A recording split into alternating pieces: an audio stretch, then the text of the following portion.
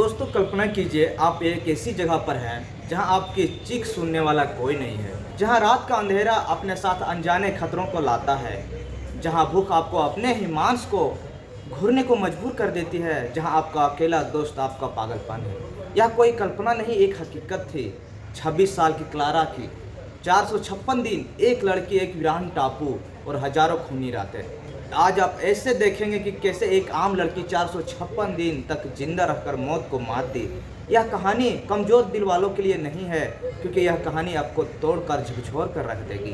कहानी को आगे सुनाने से पहले आप लोग अगर मेरे चैनल पर नए हैं तो चैनल को सब्सक्राइब कर दीजिए। दोस्तों 15 जून 2023 की एक सुबह से अमेरिका के चहल पहल इलाके सैन फ्रांसिस्को में 3 दोस्त रहा करते थे।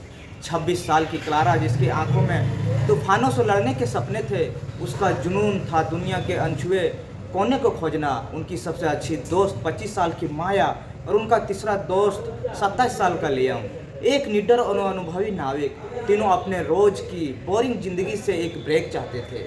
वे छुट्टियां बिताना चाहता था, एक डीप एक्सप्लोर प्लान बनाना चाहता था।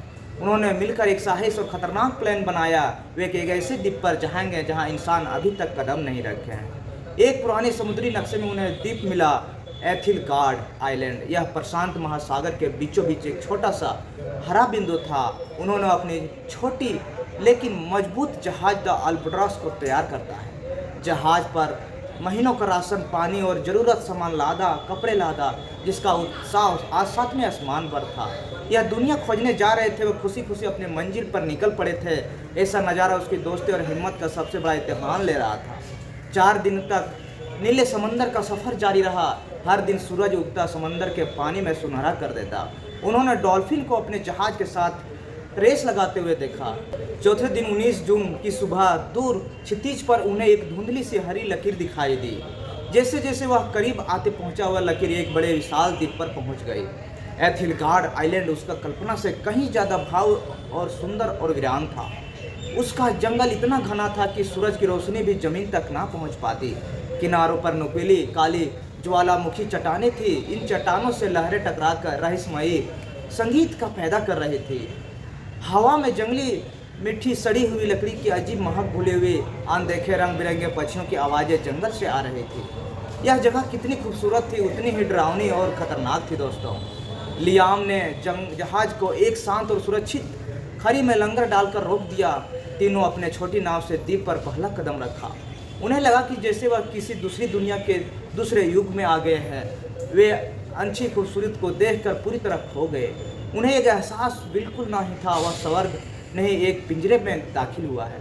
एक ऐसा पिंजरा जहां निकलना नामुमकिन था। दोस्तों द्वीप पर उनके पहले 7 दिन किसी तरह जादुई सपने की तरह था। हर दिन वे नई नई हैरान कर देने वाली चीज़ें खोजते। उन्हें रात में चमकने वाले मशरूम भी दिखाई देते। उन मशरूम की रोशनी में जंगल की दूसरी दुनिया का एहसास होता। उन्हें बहुत सारी टूटी फूटी झोपड़ी मिली जो लताओं से भरी ढकी थी। यह किसी भोली बसी सभातों का आखिरी निशान लग रहा था। दोस्तों वे दिन भर द्वीप को नापते घूमते, रात में आग जलाकर खोजे गए फोटो पर जश्न मनाते। उसकी ज़िंदगी का बेहतरीन समय था। वह आज़ाद और खुश थे, लेकिन उसकी खुशी का सिर्फ 7 दिनों का ही मेहमान था। दोस्तों 26 जून की सुबह उन्हें लौटने का दिन आ गया था। उन्होंने अपना सारा सामान वापस उस नाव पर लादा। लियाम ने मुस्कुराते हुए जहाज़ का इंजन स्टार्ट करने के लिए चाबी ही घुमाई थी, लेकिन इंजन सिर्फ एक आवाज़ किया और बंद हो गई। खामोशी छा गई। उन्होंने दोबारा कोशिश की, लेकिन इंजन स्टार्ट होने का नाम ही नहीं ले रहा था। घंटों मशक्क़त के बाद जहाज स्टार्ट नहीं हुआ और रेडियो जितने भी उसके सारे सिस्टम थे वह बंद हो चुके थे। वे दुनिया से कट चुके थे। मदद मांगने का कोई रास्ता नहीं था। वह स्वर्ग जैसा द्वीप अब भयानक जेल की तरह लग रहा था। उसकी आंखों में खुशी की चमक की जगह अब खौफ था। दोस्तों उनके पास एक आखिरी उम्मीद बची थी। जहाज पर रखी एक छोटा मोटा इमरजेंसी लाइफ बोर्ड थी, मगर उस पर एक लिखा हुआ था कि 2 आदमी से ज़्यादा इस पर नहीं जा सकते हैं। यह नामुमकिन था। दोस्तों एक लंबी खामोश और तनावपूर्ण रात के बाद एक दिल तोड़ देने वाला फैसला हुआ। लियाम और माया उस लाइफ बोर्ड की मदद से निकलने लाइफ जहाज उसका इंतजार करेगी। लियाम ने नक्शे के हिसाब से बताया कि 8 दिनों में लौट आना है। उन्होंने क्लारा के लिए 10 दिनों का खाना और पानी का स्टॉक छोड़ा, साथ में फ्लेयर गन भी दी। ताकि ज़रूरत पड़ने पर सिग्नल दे सके। 27 जून की सुबह क्लारा के लिए उसकी ज़िंदगी की सबसे मुश्किल थी। उन्होंने रोते हुए अपने दोनों दोस्तों को गले लगाया, हम जल्द लौटेंगे क्लारा, हिम्मत मत हारना। क्लारा उन दोनों दोस्तों को वहाँ से भेज देता है और देखते रहिए, तब तक देखते रहिए जब तक नाव समुद्र में एक छोटा सा बिंदु बनकर गायब हो गई। वह वापस जहाज के अंदर बने छोटे केबिन में आ गई जो अब उसके घर था। उसके केबिन की दीवार पर पहला निशान खींचा। दिन था सुबह का, उम्मीद वो समुद्र को देखती और दीवार पर एक और निशान खींच देती। 10 दिन बीत गए, 10 दिन निशान खींच गए, लेकिन कोई वापस नहीं आया। 11वें दिन की सुबह सूरज उगा, पर क्लारा की उम्मीद का सूरज डूब चुका था दोस्तों। वह समझ गई थी कि इस अनजान दुनिया में अब बिल्कुल अकेली थी। क्लारा को लग रहा था कि उसके दोस्त उसे छोड़कर चले गए, लेकिन वो बेचारी यह नहीं जानती थी कि उसका दोस्त इस दुनिया में नहीं थे। जिस दिन लियाम और माया द्वीप से निकले, उसके दूसरे दिन ही उसके सिर पर मौत का साया मंडराने लगा था। आसमान में अचानक काला बादल, समंदर पागल हो चुका था। पहाड़ जैसी ऊंची लहरें उनकी छोटी सी नाव को खिलौने की तरह उछाल रही थी। लियाम अपनी पूरी ताकत से नाव को संभालने की कोशिश कर रहा था, लेकिन उस भयानक तूफान के सामने उसकी हिम्मत जवाब दे गई। एक लहर उनकी नाव को हवा में उछाल कर पलट दिया और दोनों उस समुद्र में डूब गए दोस्तों, और उनको समुद्र की गहराइयों में समा गए। उनका वादा, उनकी दोस्ती, उनकी ज़िंदगी, सब कुछ वहीं दफन हो गया। और यहाँ एथल आइलैंड पर उसका इंतजार कर रही थी, कब आएगा कब आएगा। एक ऐसा वादा जो कभी पूरा होने के लिए ही नहीं था। वह हर रात जहाज के कैबिन में दुबकी रहती, तूफान की आवाज़ें सुनती और यह सोचती कि उसका दोस्त कहाँ होंगे। उन्हें नहीं पता कि जिस तूफान में वह डर रही थी, वही तूफान उसके दोस्त को हमेशा के लिए छीन चुका है। उसका इंतजार अब कभी खत्म होने वाला ही नहीं था।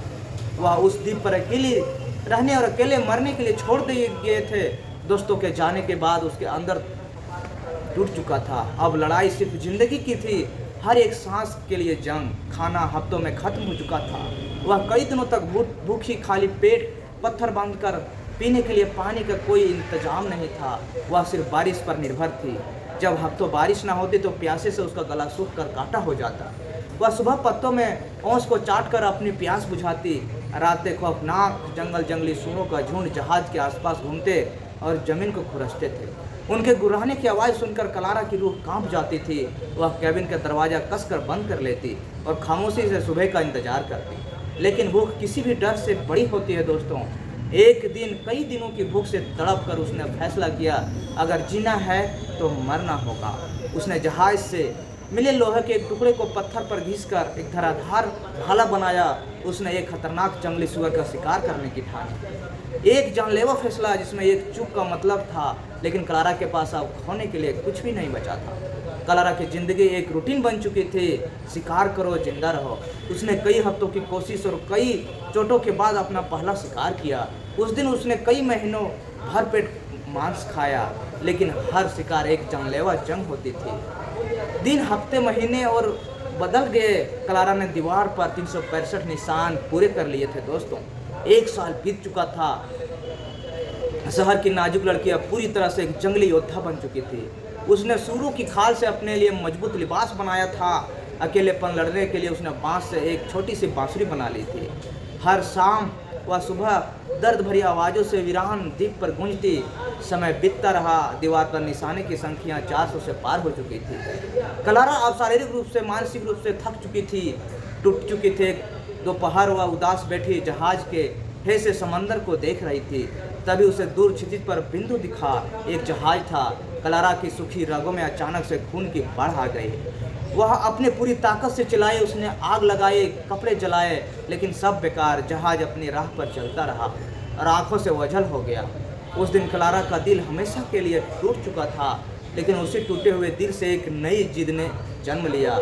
मैं यहाँ सड़ कर नहीं मरूंगी, मैं इस समंदर से लड़ूंगी। उसने फैसला कर लिया। वो इस द्वीप से भागेगी। लगभग 1 महीने तक क्लारा ने दिन रात एक एक करके उसने एक बांस का एक ऐसे मजबूत लट्ठों और लताओं को इकट्ठा किया। उसने अपने पूरी ताकत और द्वीप पर सीखी हर कला का इस्तेमाल किया। उसने बांस के लट्ठों को कसकर बांधकर एक छोटा सा बेड बनाया, नाव बनाया दोस्तों। उसने जहाज के मलबे से कपड़े का एक छोटा सा पाल भी तैयार किया। उसने अपने नाव को नाम दिया हॉप यानी उम्मीद। उसने अपने साथ कुछ हफ्तों के लिए सूखी मछली और मांस जमा किया, मीठे पानी के लिए, नारियल के खोखलों के लिए भर लिया दोस्तों। और हाँ, अपनी कीमती बांसुरी भी अपने साथ रख ली। 426वें दिन अपनी छोटी सी हॉप को समंदर में धकेल दिया। उसने आखिरी बार अपने उस द्वीप को मुड़कर देखा जो उसने जेल भी था और घर भी था, और फिर वह अनजान अथाह समंदर में उतर पड़ी। शुरुआती कुछ दिन उसने हिम्मत बनी रही, वो पाल की मदद से आगे बढ़ती रही, लेकिन जल्द ही उसे उस सच्चाई का सामना करना पड़ा। वो इस अंतहीन समंदर में एक पत्ते की तरह थी जिसका कोई किनारा नहीं था। चारों तरफ मीलों तक सिर्फ नीला पानी नजर आ रहा था और खामोशी भी दोस्तों। अब उसे द्वीप का अकेलापन भी एक नेमत लगने लगी थी। उसका खाना पानी हर गुजरते दिन के साथ कम होता रहा था। उसने अपनी ज़िंदगी का सबसे बड़ा और सबसे खतरनाक जुआ खेला था। 1 महीना, फिर 2 महीना, तीसरा महीना क्लारा अब समुद्र में पूरी तरह खो चुकी थी। लगभग 450 दिन अकेले लड़ते लड़ते वह आप अपने अंत के करीब थी।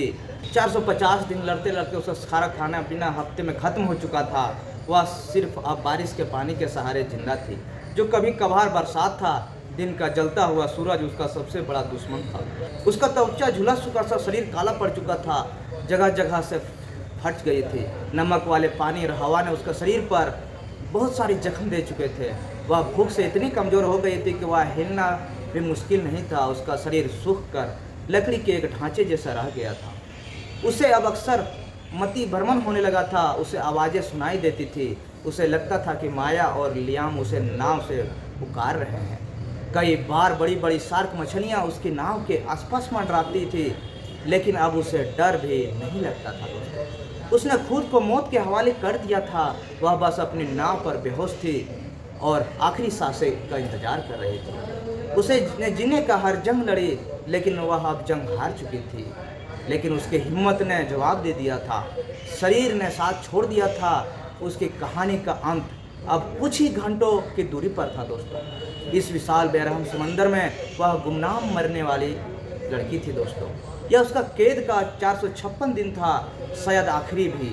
वह अर्थ बेहोशी के हालात में थी। अब उसे बहुत दूर आती हल्की सी गूंज सुनाई दी। शायद यह उसका एक हम था, उसने सोचा, लेकिन गूंज बढ़ती गई। यह एक इंजन की आवाज़ थी। उसने अपनी ज़िंदगी की बची खुची सारी ताकत लगाकर अपनी गर्दन उठाई। दूर, बहुत दूर नहीं, उसे एक जहाज़ दिखाई दिया। यह बड़ा रिसर्च वेलहम था जिसका नाम ओरियन स्टार था। यह इतना करीब था कि उस पर चलते हुए लोग भी नजर आ रहे थे। क्लारा ने चिल्लाने की कोशिश की, पर उसे गले में सिर्फ एक फुसफुसाहट निकली। उसकी आंखों से गर्म आंसुओं की धाराएं बह निकली। यह कैसी किस्मत थी, जिंदगी इतने करीब आकर भी इतनी दूर खड़ी थी दोस्तों।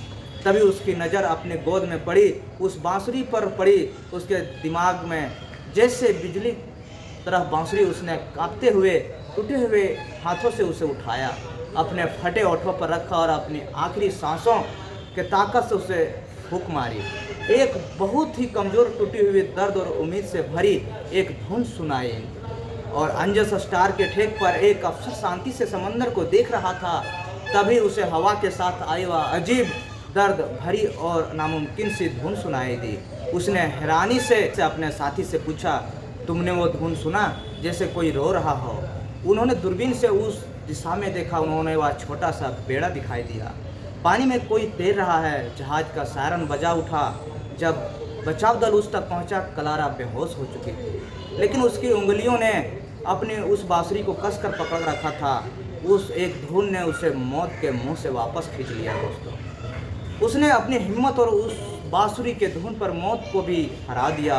क्लारा की यह विश्वसनीय कहानी अगर थोड़ी सी भी अच्छी लगी तो एक लाइक कमेंट जरूर कर दीजिएगा और चैनल को सब्सक्राइब कर लीजिएगा दोस्तों। एक अनजान लड़की इस तरह से अपनी ज़िंदगी खेल रही थी। वह हिम्मत नहीं हारी और अपने मौत को मात देते हुए पूरा समंदर पार करके वह ज़िंदगी और मौत से लड़कर ज़िंदगी हासिल कर ली दोस्तों। आप लोग को क्या राय कमेंट है ज़रूर बताइए। फिर मिलते हैं अगले वीडियो में, तब तक के लिए नमस्कार।